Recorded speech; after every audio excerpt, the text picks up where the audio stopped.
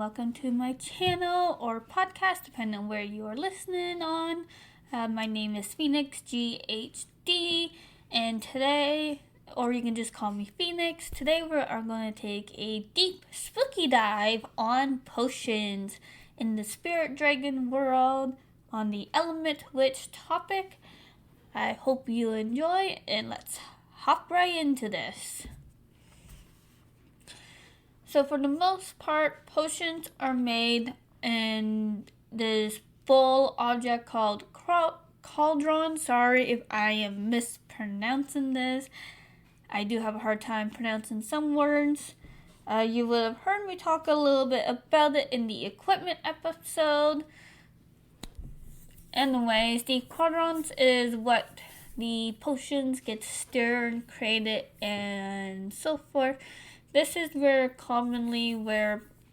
potion spells get created, including brand new ones where sometimes you just don't know what the results are going to be, which can lead to a curse potion or a helpful potion or a luck of the draw kind of potion. Some potions are bad luck at a certain time of year, while good luck in the other time of year.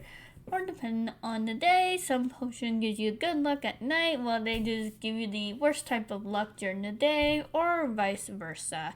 It can also depend on the weather as well. And these type of potions, they do use magic wands from dead witches or warlocks, any type of level, dead or alive.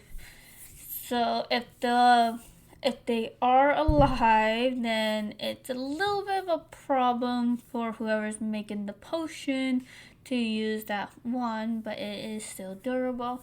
They tend to break them into small pieces in a form that is actually very painful for the owner to feel, because they know their wand is being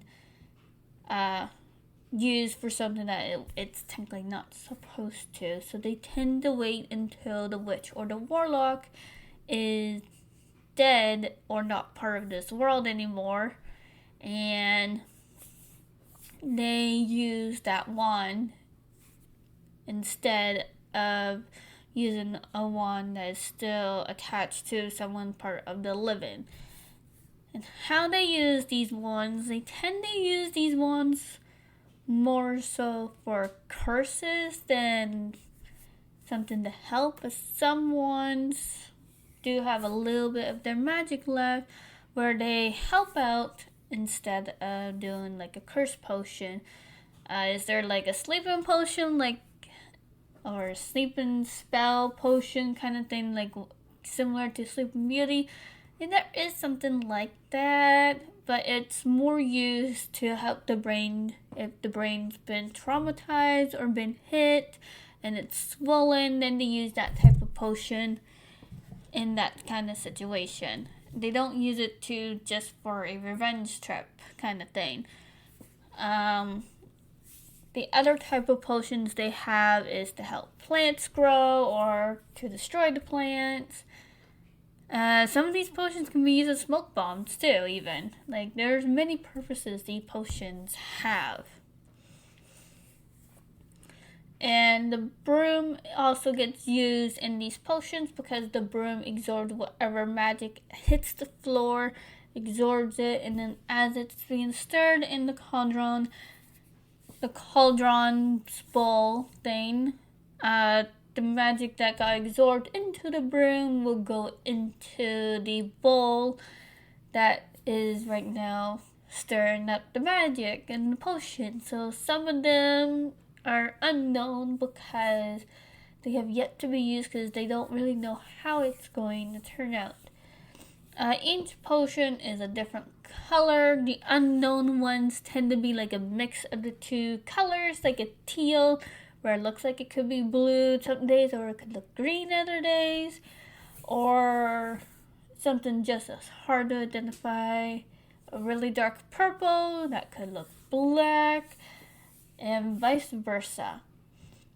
Or even extremely light colors that could almost identify as white, but not quite white. So Those are the potions that are unknown, and they have to take the gamble on them, or maybe not, just throw them out. But again, disposing potions is actually not as easy as some witches and warlocks might think in this book, or some people might think here. To safely dispose of a potion, specifically an unknown potion, it basically has to get put into a separate container, like the batteries, in a sense, and gently put them in so this way there is no leakage. And you don't want these potions mixing in with one another, because you could potentially create a very drastic potion bomb situation where it could go, if it goes off, it could affect the environment on that realm. It could affect every single witch and warlock on that realm. It could affect the water supply. It could potentially create a virus that no one could survive, or only a handful survive, kind of thing. That's the kind of situation these unknown potions are. So you just want to dispose of them as safely as possible and carefully as possible on top of that. So they just use a separate container until the potions, and then they give them to basically the goddess level or the god level warlock or witch, and they dispose of them carefully by trying to neutralize them. And that's part of their responsibility. If there is no goddess or god, elemental witch, warlock there, then they go to the next highest one, which is the Seer's level, the minor goddess or the minor god. Then so forth. They would never go to an S rank. They would never go to a regular level. It has to be a high level. It has to be at least Enchantress level is the starting stage of it. They need to go to an Enchantress or higher, preferably the Goddess level or the God level, then the minor Goddess or minor God, and then last resort will be the Enchantress level from there, to safely dispose these unknown potions. And if a regular potion that you do know what it is, so let's say a healing potion, they do expired, so they turn into this like brownish mud color to indicate that they have expired. So then they have to dispose of them in a separate container that is not with the unstable ones, but indicating that they have expired, and they can